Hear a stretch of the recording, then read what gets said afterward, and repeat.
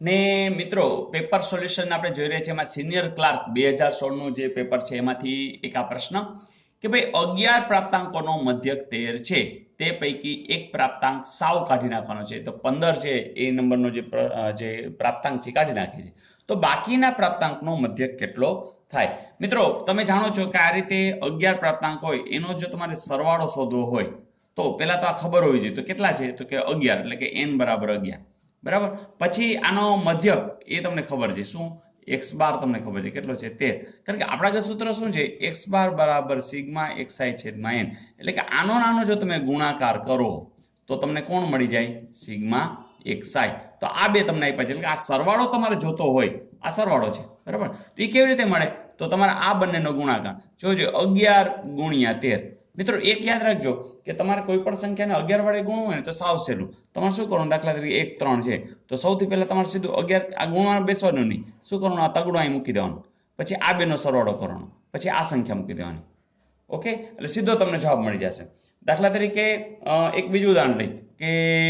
345 ચાલો એને તમારે 11 વડે ગુણવા છે તમે શું કરશો અહીંયા પહેલા શું મૂકી દેશો પાંચડો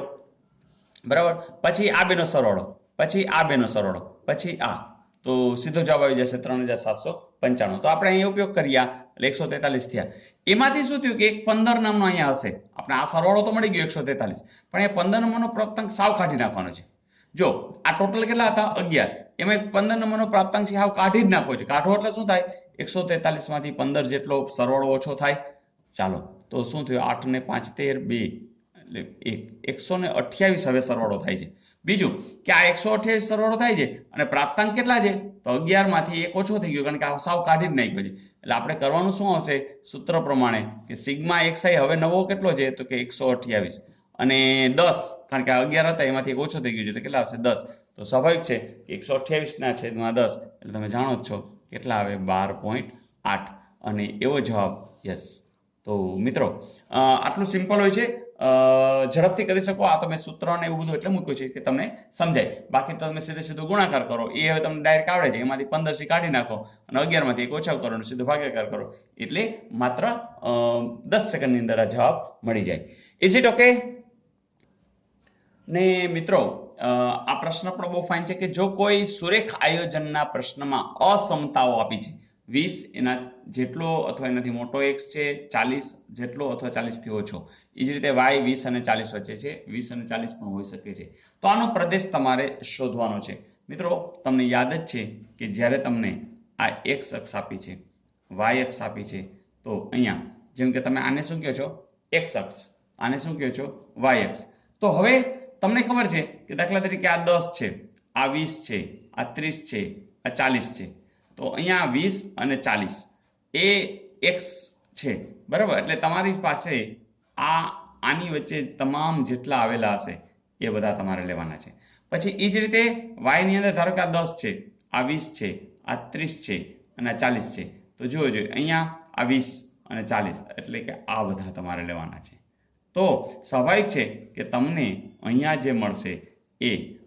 આ જે અંતર છે 20 છે આ અંતર પણ 20 છે આ અંતર પણ 20 છે આ અંતર પણ 20 છે તો સ્વાભાવિક છે કે તમારી આકૃતિની અંદર આટલું 20 અંતર હોય આટલું 20 હોય આટલું 20 હોય અને આટલું 20 હોય તો તમે એને શું કહેવાના છો ચોરસ જ તો બહુ સરસ પ્રશ્ન છે જે આ જે પ્રદેશ છે એ બધા x અને y ના થશે અને એનો આકાર કેવો બની જાય છે ચોરસ બને છે તો આ સરસ મજાનો પ્રશ્ન પૂછ્યો છે જે હવે તમને આવડે છે ઓકે ને એક સંખ્યાના 55% અને 25% તફાવત 11.10 છે તો તે સંખ્યાના 75% કેટલા થાય મિત્રો અહીંયા તમને જે ડિફરન્સ આપ્યો છે 55 અને 25 બરાબર તો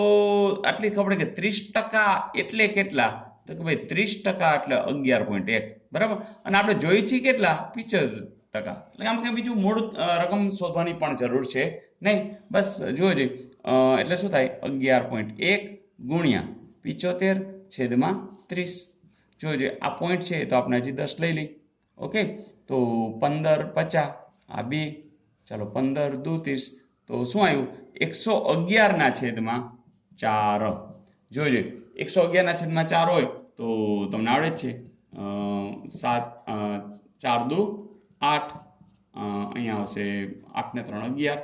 સોરી, બરાબર, અહીંયા આવશે 31, તો 7 ચોક 28, ફરીથી 3, હવે પોઈન્ટ પછી જેટલા જોતા હોય એટલા લેતા જાઓ, અહીંયા પણ પોઈન્ટ આવી ગયા, ફરીથી 7 ચોક 28, મને લાગે છે 27.7 આવું એક જ છે, બરાબર ને, તો જવાબ આવશે 27.75. ઓકે ફ્રેન્ડ્સ, તો મને ખબર છે તમને સિનિયર ક્લાર્કના સમ્સની અંદર રસ હતો, તો આ વખતે મેં એ પણ મૂક્યા છે, તમે જોતા રહેજો. પણ એનો અર્થ એવો નથી કે આ ટેટમાં નહીં પૂછાય, આ કોન્સ્ટેબલમાં નહીં પૂછાય, ગમે ત્યાં પૂછી શકે છે. માત્ર ગણિતના હાર્દને સમજવાનો પ્રયાસ કરજો અને જે કંઈ સૂત્ર આવે છે એ સૂત્ર પણ પાકા કરી લેજો. અને પ્લેલિસ્ટની અંદર આમ જોશો તો ઘણા બધા મેથ્સ અને રિઝનિંગના સમ્સ તમારા માટે મૂકેલા જ છે. જ્યારે પણ મન થાય ત્યારે આપણી ચેનલની અંદર સબસ્ક્રાઇબ તો તમે કરેલું જ છે, તો પ્લેલિસ્ટમાં જઈ અને વિભાગવાર જે કરંટ ટોપિક્સ છે, ગુજરાતી ગ્રામર છે, એ તમામે તમામ વસ્તુ જોતા રહેજો.